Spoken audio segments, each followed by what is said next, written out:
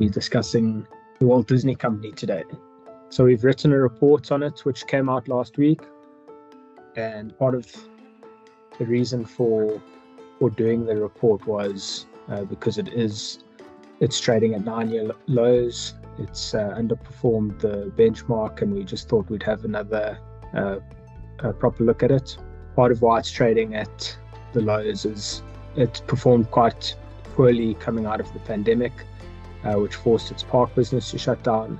And at the same time, it was starting up its streaming business. And then also in the news this year, there's been quite a lot of negativity around the leadership.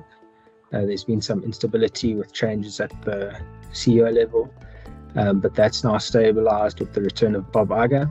If you look at the debt profile, it increased materially in 2019 due to the 21st Century Fox acquisition. We show that they've got enough liquidity to pay off debt and even reinstate dividends.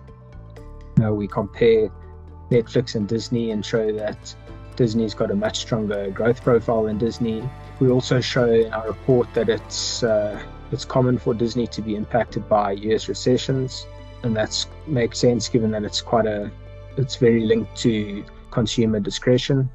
And we also show that it normally performs well during periods of stable interest rates.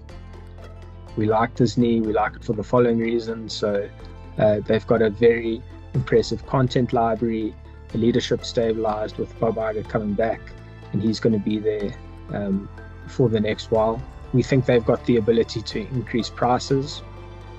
There's the potential sale of ESPN, which might create a bit of value. The direct-to-consumer business is improving. They will potentially be reinstating the dividend, and cash flows are also likely to improve. We've got an intrinsic value of $101, and that's about 20% upside, and so we would recommend a buy. Thank you very much for joining us today.